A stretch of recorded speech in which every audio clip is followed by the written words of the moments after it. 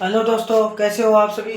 तो कल हमने कुंभा के बारे में जानकारी प्राप्त कर ली थी। कुंभा के द्वारा निर्माण कार्य देख लिए। स्थापत्य कला में हमने कुंभ विजय स्तंभ देखा था और किल टावर देखे थे। कुंभा के द्वारा निर्माण कार्य थे। उसके बाद में कुंभा के मंदिर में पहला मंदिर था कुंभ स्वामी मंदिर, जो विष्णु भगवान का था। यह अचलगढ़, चित्तौड़गढ़ और कुंभलगढ़ में स्थित है। और दूसरा है कुतुबनाथ जैन मंदिर, यह देलवाड़ा सिरोही में स्थित है। शांतिनाथ जैन में संघार चौरी मंदिर, इसका दूसरा नाम है संघार चौरी मंदिर, चित्तौड़गढ़ में। कुंभा के हमने वो किले भी देख लिए थे।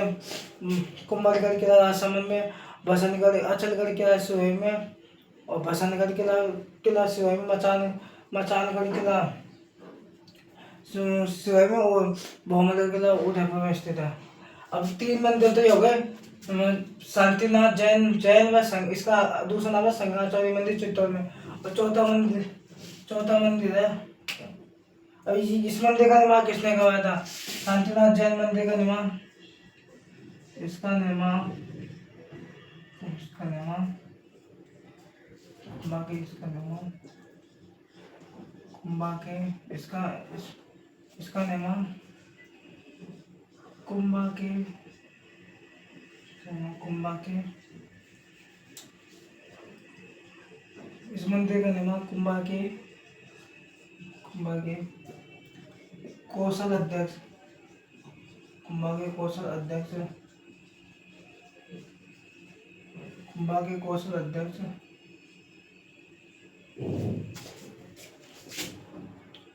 वेद का भंडारी ने करवाया था।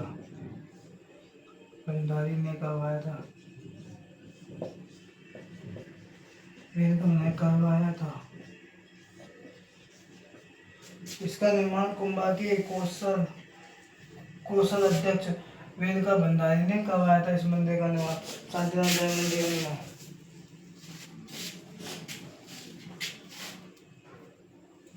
चौथा मंदिर पढ़ेंगे हम, जनकपुर जैन मंदिर। जनकपुर जैन मंदिर यह पाली में स्थित है।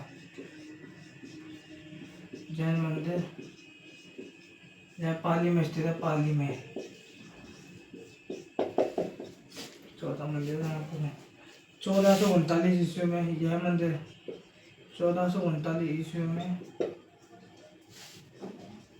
मथाई नदी के किनारे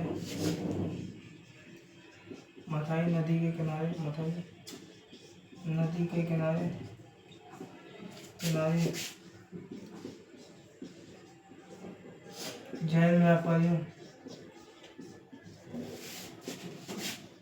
व्यापारी धर्मक सानी इस मंदिर का निर्माण 1439 ईस्वी में मथाई नदी के किनारे जैन व्यापारी धनक शाह ने निर्माण करवाया था।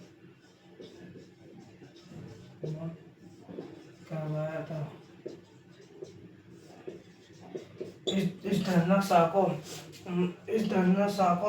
मतलब अकबर ने 39 गांव दिए थे, जब जाके इसने धनक शाह ने इस मंदिर का निर्माण करवाया था।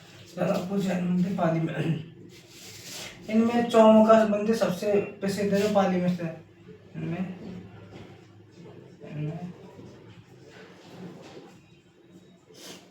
चौमुखा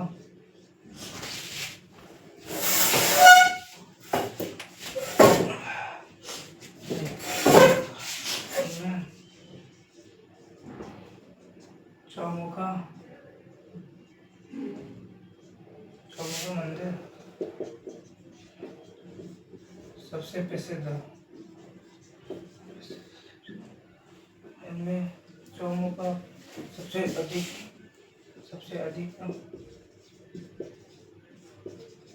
अधिक प्रसिद्ध है। इसमें इस मंदिर में चौमुखा मंदिर में 1444 स्तंभ है। 1444 स्तंभ है।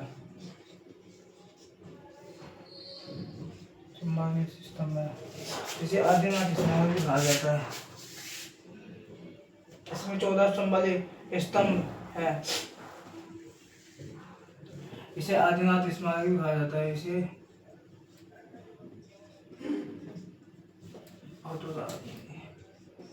इसे आदिनाथ स्मारक भी कहा जाता है। स्मारक भी कहा जाता है।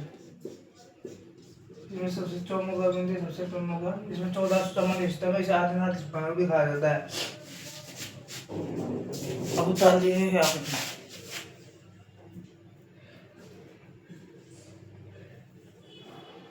1444 स्तंभ है इसमें, मतलब पाली में स्थित है, पाली में। और एक लाइन में लिख रहे हैं, इसे अष्टभुजा कहा जाता है। इसे मैं लिख देता हूँ, दिख रहा होगा, एक लाइन हो जाएगा। इसे पाली में स्थित है, पाली में। इसे स्तंभों का अतः इसे स्तंभों का अजायब घर भी कहा जाता है। अजायब घर भी कहा जाता है, कहा जाता है। एक मैं बोल देता हूँ, बता दीजिए। देखिए, देखो, पहला कुतुबनाथ जैन मंदिर देलवाड़ा शहर में, शांतिनाथ जैन मंदिर जिसका दूसरा नाम है संगाचार्य मंदिर जो चित्तौड़गढ़ में। इसका निर्माण कुंभा के कौशल अध्यक्ष वेद का मिठाई ने करवाया था। जनकपुर जैन मंदिर पाली में स्थित है। 1439 में मथई नदी किनारे जैन व्यापारी धननाथ शाह ने इस मंदिर का निर्माण करवाया। धननाथ शाह ने इसका निर्माण करवाया। इनमें चौमो का मंदिर सबसे प्रमुख अधिक प्रसिद्ध है जो पाली में स्थित है। इसमें 1444 स्तंभ लगे हुए हैं। स्तंभों के ऊपर छतियां रखी हुई हैं। मतलब इसे आदिनाथ जी को इसे आदिनाथ स्मारक भी कहा जाता है। अतः इसे स्तंभों का अजायब घर भी कहा जाता है। इस मंदिर को, चौमो का मंदिर को। अब बता दीजिए इतना, फिर मैं वो कराऊंगा आगे। अब आगे हम पढ़ेंगे जनकपुर प्रशस्ति। जनकपुर प्रशस्ति 1439 के, यह हमें दो चीज़ों की जानकारी देती है।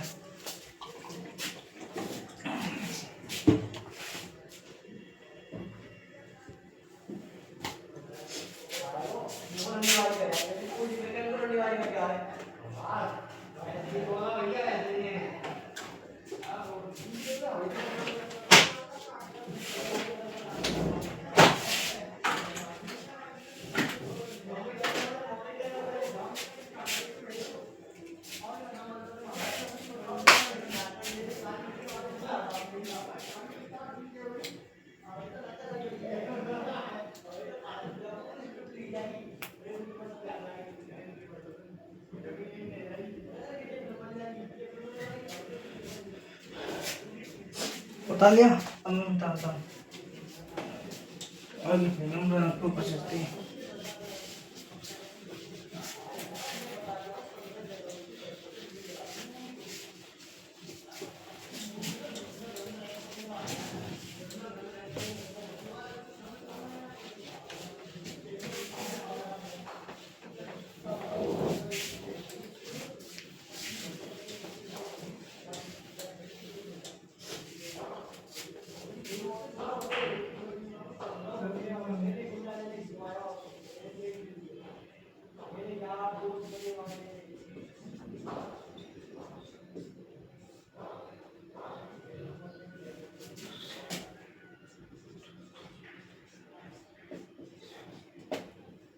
जनकपुर प्रशस्ति 1439 ईस्वी के।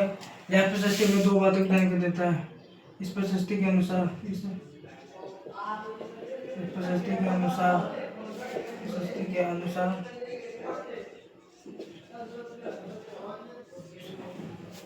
बापा रावल व काल भोज को,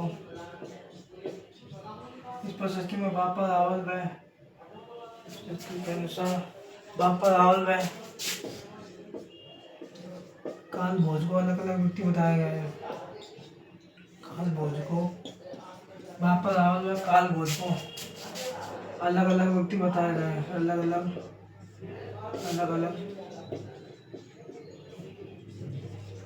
व्यक्ति व्यक्ति व्यक्ति बताया गया है।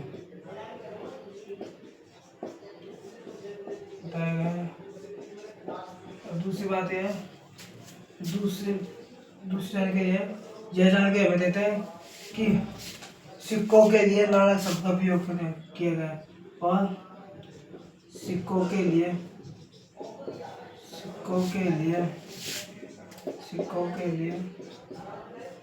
नानक शब्द का प्रयोग, नानक मतलब पहले कितने नानक हम कहते हैं ना, बड़े बड़े बूढ़े हैं आपके दादा दादी, वो कहते हैं कितने नाना है, कितने टका है, टका मतलब पैसे। पहले सिक्कों को नानक कहा जाता है, सिक्कों के लिए नानक शब्द का प्रयोग किया गया है। नानक शब्द का प्रयोग किया गया है। अब हम पढ़ेंगे कुंभा का साहित्य।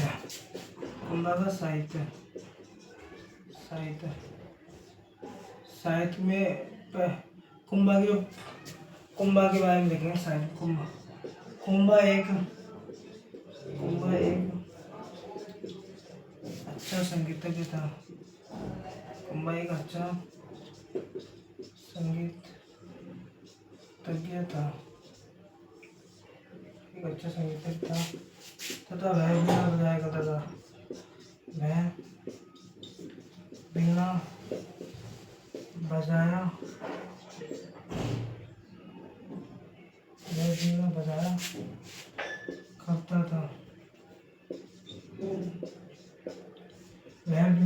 करता था। कौन? कुंभा एक अच्छा संगीतज्ञ था, वह बीणा बजाया करता था। कुंभा के संगीत गुरु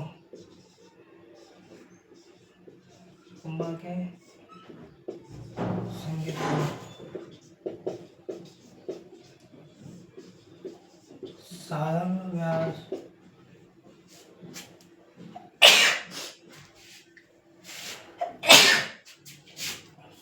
व्यास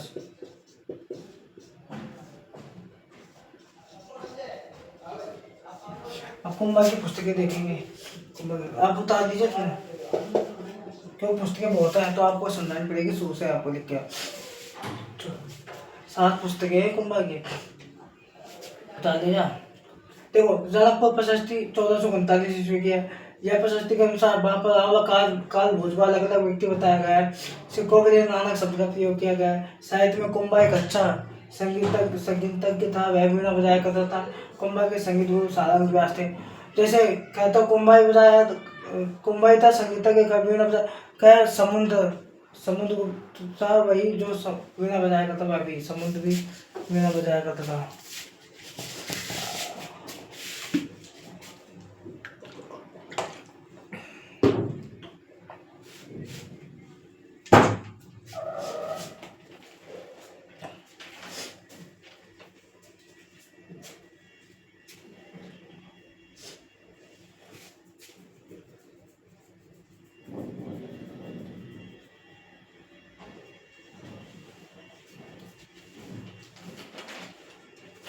अब पुस्तकें पढ़ेंगे हम, कुंभा की पुस्तकें।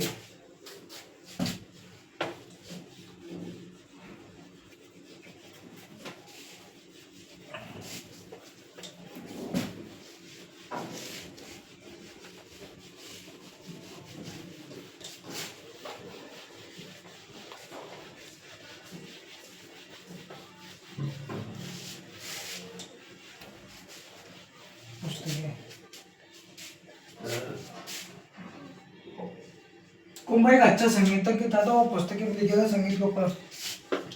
पहली पुस्तक का नाम है संगीत, पहली पुस्तक का नाम था संगीत सुधा, संगीत में सुधा प्रबंधन।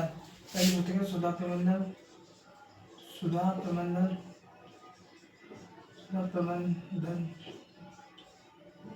दूसरा कामराज अतिसार, दूसरी हरिवाल तिगा, तीसरी कामराज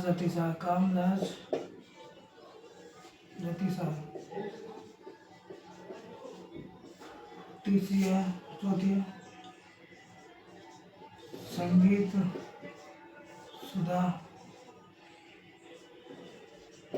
संगीत सुधा, संगीत मीमांसा, संगीत मीमांसा, संगीत मीमांसा, संगीत सुधा, संगीत मीमांसा, संगीत संगीत कम दीपिका, संगीत कम दीपिका, संगीत कम दीपिका, संगीत कम दीपिका, और सातवीं है संगीत राग, संगीत राग। पहली पुस्तक है सुधा प्रबंधन, हरिवाल्तिका, कामया ज्योतिषा, संगीत सुधा, संगीत मीमांसा, संगीत कम दीपिका, संगीत राग।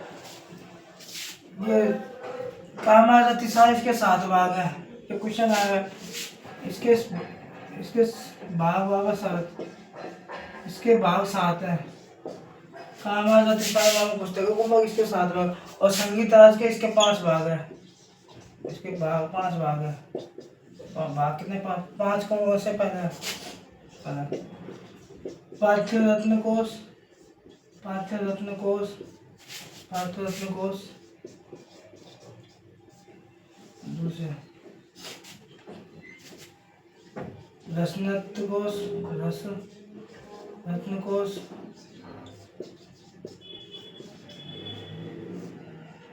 राग नृत्य कोश, राग नृत्य कोश, राग नृत्य कोश,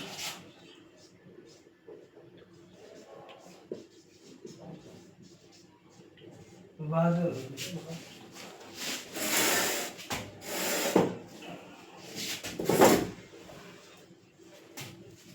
नृत्य रत्न कोश, राग नृत्य कोश, नृत्य रत्न कोश, नृत्य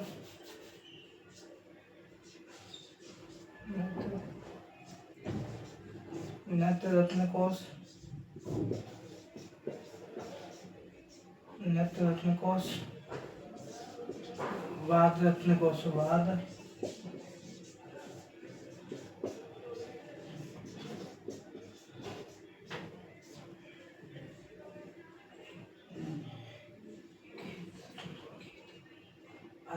पाद्य रत्न कोश, गीत रत्न कोश, गीत रत्न कोश, रसनत्व कोश। 1 2 3 4 पात्र रत्न कोश। मैं एक दुआ लिखता हूँ, पात्र आपको याद करने में दिक्कत नहीं है। पात्र रत्न कोश, गीत रत्न कोश, राग नृत्य कोश, वाद नृत्य कोश, वाद नृत्य कोश, वाद नृत्य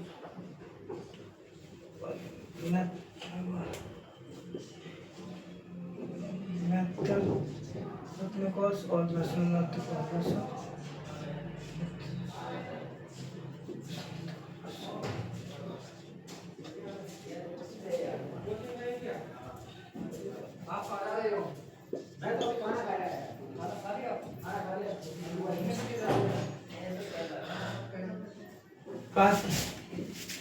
पहली पुस्तक है पात्र रत्न कोश, गीत रत्न कोश, राग नृत्य कोश, नृत्य रत्न कोश, रस नृत्य कोश, रत्न कोश। ये 5 भाग है संगीत के 5 भाग।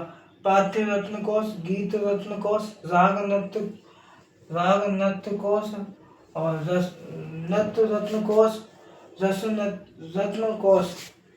सुधा पहले 7 पुस्तकों सुधा प्रबंधन, हरिवाल्तिका, कामया ज्योतिषा, संगीत सुधा, संगीत मीमांसा, संगीत कम दीपिका, संगीत राज। इसके भाग 7 भाग है। कामया ज्योतिषा के संगीत राज के 5 भाग है। पार्थ्य रत्न कोश, गीत रत्न कोश और राग नृत्य कोश, नृत्य रत्न कोश और रस नृत्य कोश। दोबारा देखो मैं सब सुधा प्रबंधन, कामया ज्योतिषा, हरिवाल्तिका, संगीत सुधा, संगीत मीमांसा, संगीत कम दीपिका और संगीत राज के 5 भाग। पार्थ्य रत्न कोश, गीत रत्न कोश, राग रत्न कोश और नृत्य रत्न कोश और रस नृत्य कोश। ठीक है, अब उतार लीजिए इसको। 5 बार दिख तो रहा है ना आपको, मेरे शहद डाल दो, फीका चल रहा है।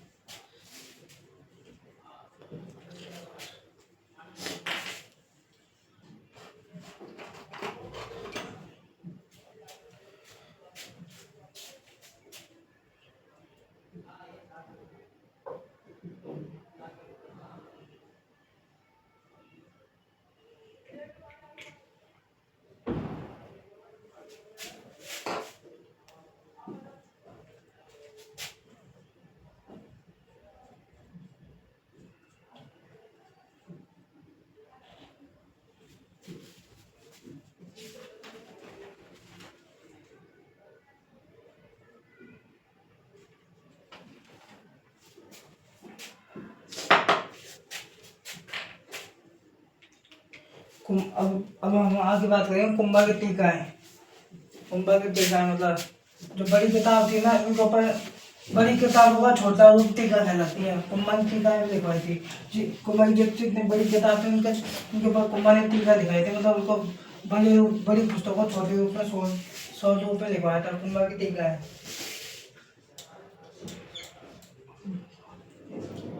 कुंभा की टीका, कुंभा की टीका है। टीका का मतलब होता है कि बड़ी किताबों के छोटे रूप, बड़ी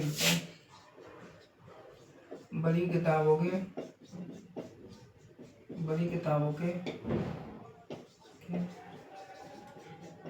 छोटे रूप, बड़ी किताबों के छोटे रूप टीका कहलाते हैं। पहली टीका थी गीत गोविंद, पहली पुस्तक थी गीत गोविंद। पहली पुस्तक कौन सी थी? गीत गोविंद। इस पर लिखवाई थी इसने टीका कुंभा ने। जय लिखी गई थी जयदेव द्वारा, जयदेव द्वारा लिखी गई थी। इसका जो इसका ऊपर टीका लिखवा के कुंभा ने इसे रसिक प्रिया कहा है। और दूसरी टीका थी संगीत रत्नाकर,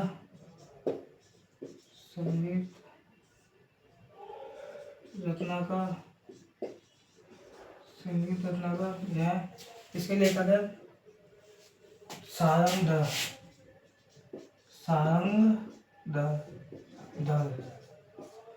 और तीसरी थी बाणभट्ट, चंडी शतक इसके लेखक है बाणभट्ट।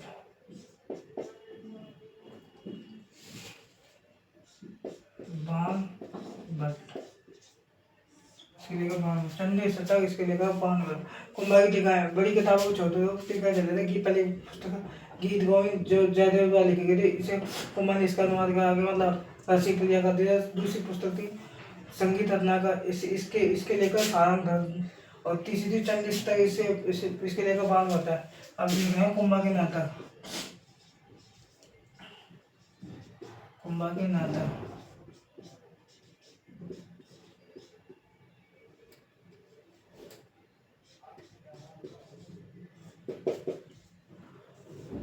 मैं एग्जाम पे आपको मैं बताऊंगा एक करके, मतलब आप बोल के बताऊंगा।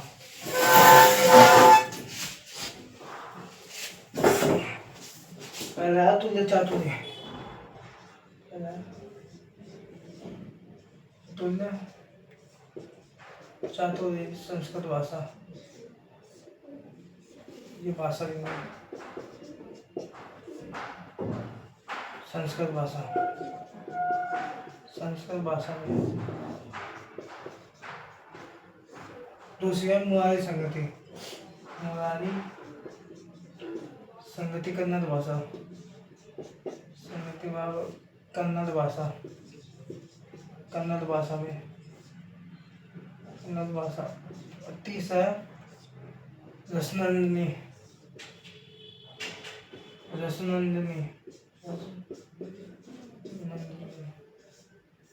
मराठी भाषा।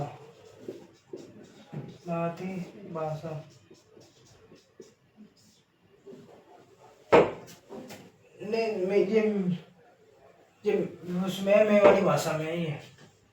मेवाड़ी भाषा और एक और रह गया, चौथी है। चौथी कौन सी है? नंदिनी नंदिनी नंदिनी चौथी नंदिनी व्यक्ति जय मराठी भाषा में, मराठी भाषा में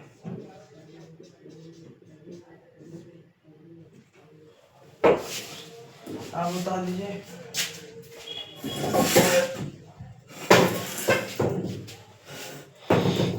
कुंभा के नाटक एक बार आप देख लीजिए, बता लीजिए।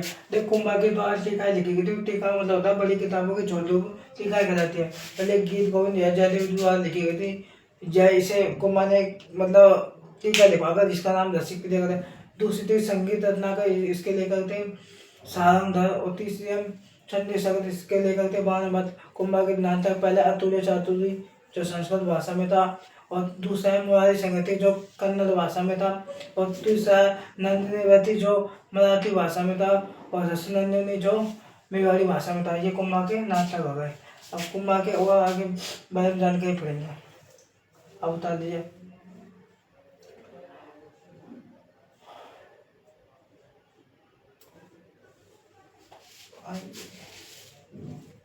अब आप पढ़ लीजिए, बता दीजिए, मैं और बताऊंगा फिर आपको मतलब आगे कुंभा के बारे में डिटेल।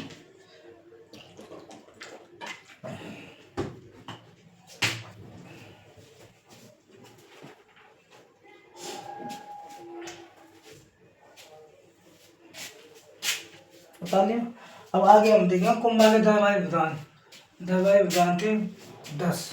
कुंभा के 10 धारावाहिक विधान थे। अब एक एक का बात करेंगे। बता दिया तो मैं बता देता हूँ। टाइम कितना हो गया?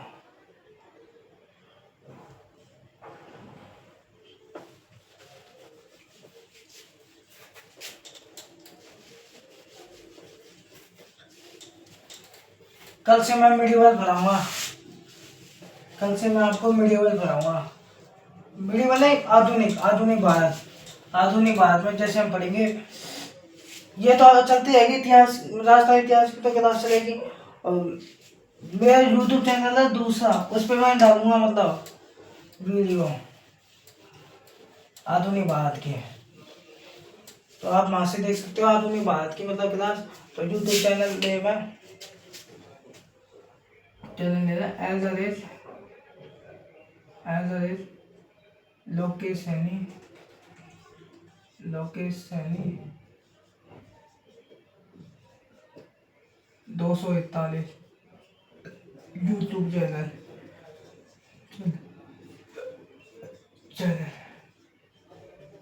इसमें मेरी फोटो लग दिया, तो कल मतलब मैं फोटो का तो चैनल कर दूंगा, मेरी फोटो लग जाएगी उसमें। और ये यूट्यूब चैनल पे आपको कल मिल जाएगी आधुनिक भारत की क्लासेस। आधुनिक भारत क्लास कौन सी? आधुनिक भारत का आधुनिक इतिहास। भारत का आधुनिक इतिहास, मॉडर्न। आधुनिक मतलब मॉडर्न, भारत का आधुनिक इतिहास। इस यूट्यूब चैनल पे मिल जाएगी, यूट्यूब चैनल पे। तो कल से मैं इस यूट्यूब चैनल पे चलेगी क्लास भारत का आधुनिक भारत। मैं भारत का जो आधुनिक इतिहास है उसकी वीडियो डालेंगे। इसमें आधुनिक भारत में जैसे यूरोपीय कंपनी, भारत में जो यूरोपीय कंपनी आई थी उनके बारे में पढ़ेंगे। अंग्रेज डेनिश फ्रांसीसी सब आए थे। इसमें हम गवर्नर जनरल के बारे में पढ़ेंगे, मराठा साम्राज्य के बारे में पढ़ेंगे। बहुत सारी मतलब जानकारी पढ़ेंगे, मतलब वायसराय के बारे में, 57 क्रांति आंदोलन के बारे में बहुत सारी चीजें पढ़ेंगे आधुनिक भारत में मॉडर्न इतिहास में। तो आपको कल से आपको क्लास में चालू हो जाएगी कल से आधुनिक इतिहास की।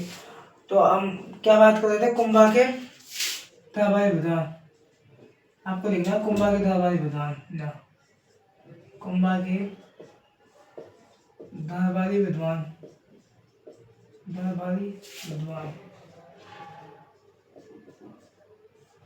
कल आपको मिल जाएगी है ना आधुनिक भारत की क्लास।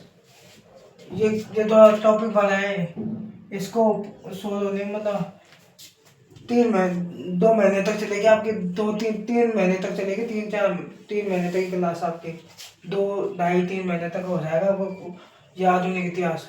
और जो वास्तविक इतिहास है ये आपकी 2 महीने में कंप्लीट करवा दूंगा आपकी।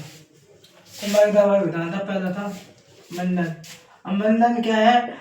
मंडन ये बताओ क्या करता था ये पहले, दिन में तो क्या करता है निर्माण, मतलब निर्माण कार्य करता था। जैसे मंडन ने उसका निर्माण करना, कुंभलगढ़ किलों का निर्माण करना, दिन में तो निर्माण करता था, मूर्तियों का निर्माण करना मतलब बनाता था, और रात में पुस्तकें लिखा करता था। तो मंडन की 3 पुस्तकें थी, 3 4 पुस्तकें थी। पहली पुस्तक थी वास्तुशास्त्र, वास्तुशास्त्र, वास्तुशास्त्र इसमें मतलब वास्तु जो जैसे मूर्तियाँ बनाने की जानकारी मिलती है, वास्तुशास्त्र। यह मंडन की पुस्तक, मंडन की बुक थी, मंडन की बुक। पहली वास्तुशास्त्र और दूसरी है देवमूर्ति प्रकरण, दूसरी है देवमूर्ति प्रकरण। देवमूर्ति प्रकरण में इसमें देवी देवताओं की मूर्तियों के बारे में जानकारी मिलती है। और तीसरी पुस्तक थी राजवल्लभ, राजवल्लभ। ये पुस्तक है राजवल्लभ। इसके 14 अध्याय थे, 14 अध्याय थे। यह पुस्तक हमें यह पुस्तक हमें किले महल नगर नगर आदि मतलब बहुत सारी चीजें निर्माण करने की जानकारी देते बनाने की। जैसे यह पुस्तक में कौन सी राजवल्लभ, यह पुस्तक में यह हमें किले महल नगर किले महल नगर मंदिर किले महल बाजार आदि के निर्माण आदि के निर्माण की जानकारी देती है, निर्माण की जानकारी देती है। कौन सी पुस्तक? राजवल्लभ की आदि के निर्माण की जानकारी देती है, यह पुस्तक देती है। चौथी पुस्तक थी कोलन मंडल, यह पुस्तक हमें ये कोलन का मतलब होता है धनुष, इसका मतलब होता है धनुष। यह जो मंडन की यह पुस्तक है, हमें धनुष के बारे में जानकारी देती है। धनुष कैसे बनाए जाते हैं, धनुष के बारे में जानकारी देती है, धनुष के बारे में जानकारी देते हैं, धनुष के बारे में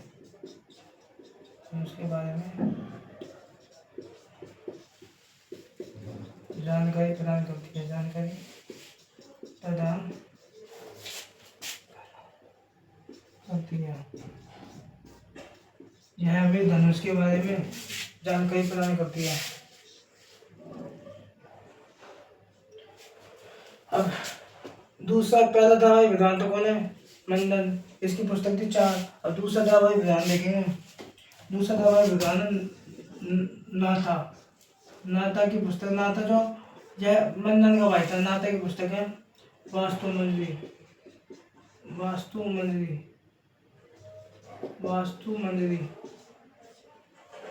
यह मंडन का भाई था,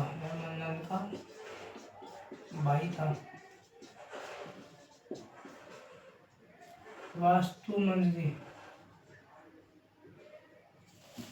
देखो मैं आपको बताता हूँ, कुंभा के धारावाहिक विधान पहला मंडन है। मंडन की पहली पुस्तक वास्तुशास्त्र, जो मतलब मूर्तियों के बारे में जानकारी देता है। दूसरी देव मूर्ति पर जो देवी देवता की मूर्तियों की कला के बारे में मतलब ज्यादा जानकारी देती है। राजवल्लभ, इसमें 14 अध्याय होते हैं। जैसे यह हमें किले महल नगर मंदिर बाजार आदि के निर्माण की जानकारी देते हैं। दूसरे चौथी है गोल्डन मंदिर, या धनुष के बारे में जानकारी बताता है। धनुष कैसे बनाए जाते हैं इसके बारे में जानकारी प्रदान करती है। चौथी मतलब दूसरा धारावाहिक विधान नाथा है। इसकी पुस्तक थी वास्तु मंजरी। यह मंडन का भाई था। दूसरा धारावाहिक विधान। तीसरा धारावाहिक विधान है गोविंद, जो मंडन का बेटा था। आगे लिखूंगा मैं, आप उतार लीजिए, आप।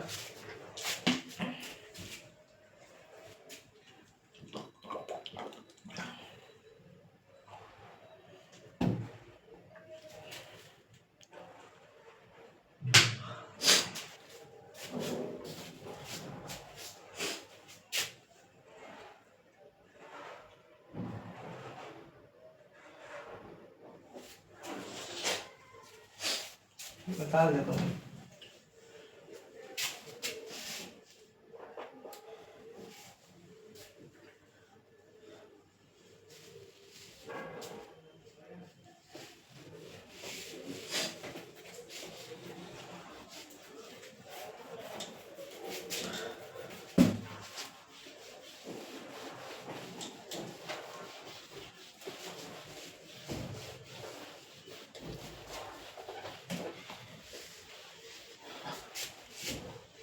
ये आप देख लेना, ये यूट्यूब चैनल है, इसको आप सर्च करना।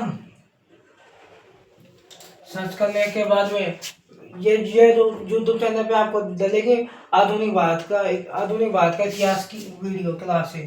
अब मैं आपको दिखाऊँ, और यूट्यूब को सब्सक्राइब करना है आपको ना, वीडियो को लाइक करना, आपको वीडियो देखनी है, ये वीडियो आपको देखनी है ना। और तो हम बात करते दो धारावाहिक विद्वान देख लिया। दूसरे का नाम था वास्तु, मतलब उसका नाम था नाथा, जिसकी पुस्तक थी वास्तु मंजरी। अब तीसरा धारावाहिक विद्वान देखेंगे, उसका नाम है गोविंद। तीसरा धारावाहिक विद्वान था कुमार गोविंद, इसकी पुस्तक थी पहली है उद्दालधोरणी। इसकी पुस्तक का नाम लिख लीजिए, उद्दालधोरणी। दूसरी है उद्दालधोरणी, और तीसरी है कलानिधि। कलानिधि, और एक सारसमुच्चय, और एक याद नहीं, उद्दालधोरणी, कलानिधि, सारसमुच्चय, और ध्यान नहीं है ये। उद्दालधोरणी, सारसमुच्चय तो हमें आयुर्वेद की जानकारी देती है। कलानिधि ये हमें जो जैसे मंदिर होते हैं, मंदिरों के ऊपर ये जैसे मंदिर है, ये मंदिरों के जो शिखर होते हैं, शिखरों की जानकारी देती है। यह पुस्तक हमें शिखर की जानकारी देती है, शिखरों की जानकारी, मंदिरों के शिखर की जानकारी देती है, मंदिर के शिखर की जानकारी देती है, शिखरों की जानकारी देती है, मंदिर के शिखर की जानकारी देती है। शिखर आपको मैं बना देता हूँ, जैसे ये इसकी जानकारी देती है, मंदिरों के ऊपर ये लगे होते हैं ना। और सारसमुच्चय यह हमें आयुर्वेद की जानकारी देती है। इसके बारे में आगे पढ़ेंगे, आयुर्वेद की जानकारी। और जांच हो ही नहीं है तो हमें उसके बारे में जानकारी देती है। और एक पुस्तक होती है, उसका नाम उद्दालधोरणी, कलानिधि, शासन, द्वार दीपिका, उसका नाम है द्वार दीपिका। यह हमें दरवाजा निर्माण की जानकारी देती है, दरवाजे निर्माण की जानकारी, मतलब दरवाजे किस प्रकार के बनाए जाते हैं उसकी जानकारी देती है। कौन? द्वार दीपिका। 4 पुस्तक थी गोविंद की, उद्दालधोरणी, द्वार दीपिका, कलानिधि, सारसमुच्चय, आयुर्वेद की जानकारी देती है, हेमंत की जानकारी देती है। अब यह अभी देता हूँ, गोविंद मन्नन का बेटा था, गोविंद मन्नन का बेटा था। गोविंद के पिता का नाम था मन्नन, उसका बेटा कौन था? गोविंद। अब 3 धारावाहिक विधान हो गए। चौथा धारावाहिक विधान है मेयाजी। चौथे थे मेयाजी की पुस्तक, मेयाजी के चौथे धारावाहिक विधान। अब इसकी इन्होंने पुस्तक लिखी थी तीर्थमाला, तीर्थयात्रा, तीर्थमाला। यह 120 तीर्थ, यह 120 तीर्थ यात्राओं की जानकारी देती है।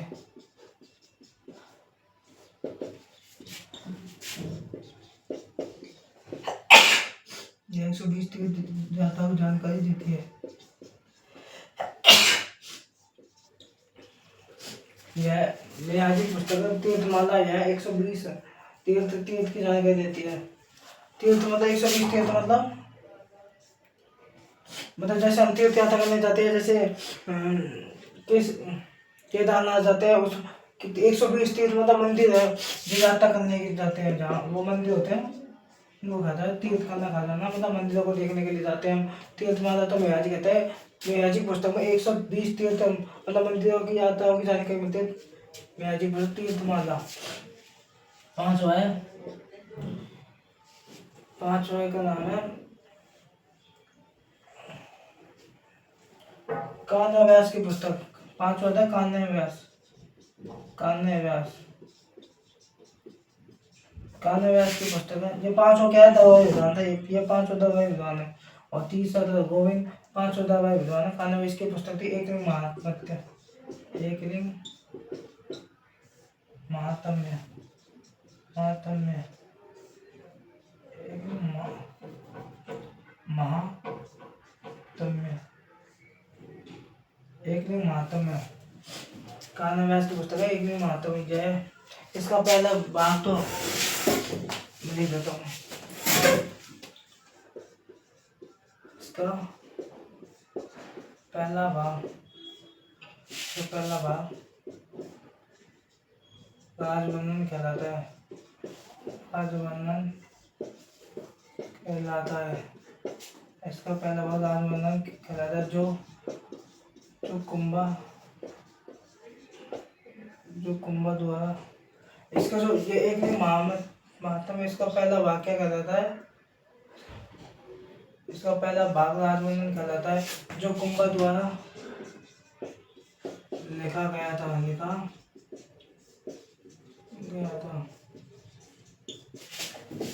बता दीजिए जो मैं बता देता हूँ। गोविंद इस गोविंद इसकी पुस्तक है। उद्धार ध्वनि द्वादीपिका कला निधि समुच्चय। गोविंद मंडल का बेटा है। चौथा दवा विधान तो चौथे दवा विधान है मेहाजी, इसकी पुस्तक है। तीर्थमाला 120 तीर्थ यात्रा को जान के देते हैं। कान्हा व्यास की पुस्तक है एक महामती है। इसका पहला भाग राजवर्णन कहलाता है, जो कुंभा द्वारा लिखा गया था। अब कुंभा छत्र थे, कुंभा के गुरु हीरानंद मोदी कुंभा के गुरु थे। आगे लिखूंगा मैं आपको, उतार लीजिए आप, इन्हें उतार लीजिए आप।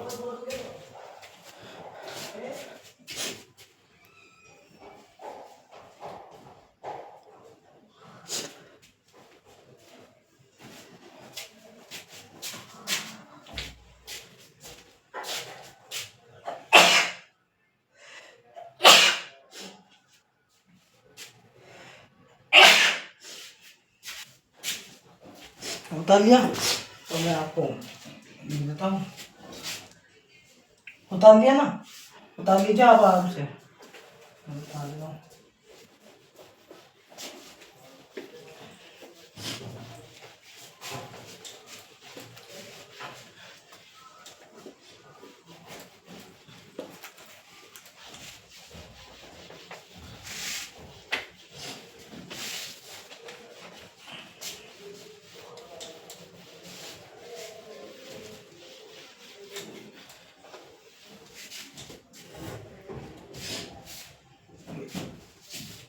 छठा है, छठा मतलब दवा विधाता हीरानंद मुनि, हीरानंद मुनि, हीरानंद मुनि। ये है कुंभा का,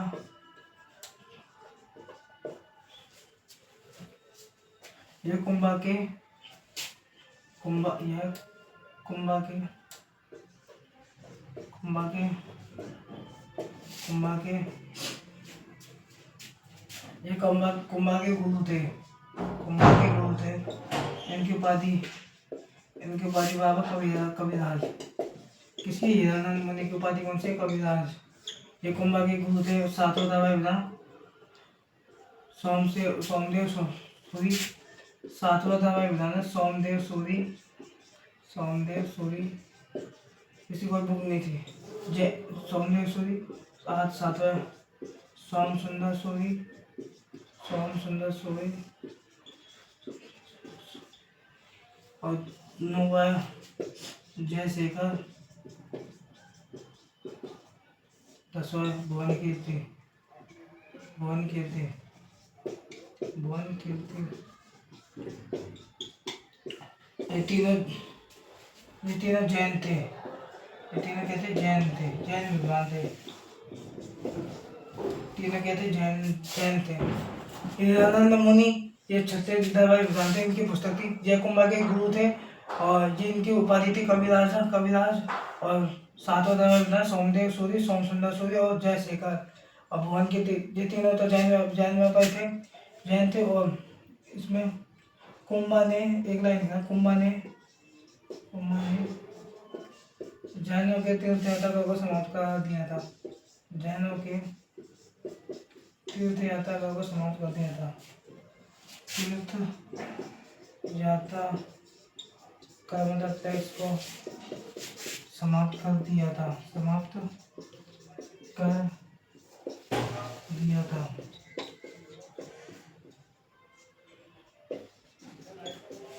अब उठा लीजिए। आज के लिए इतना ही। और कल आपको और मिलेगी इससे आगे वीडियो। आपको डेली याद करना है। थैंक यू, धन्यवाद। और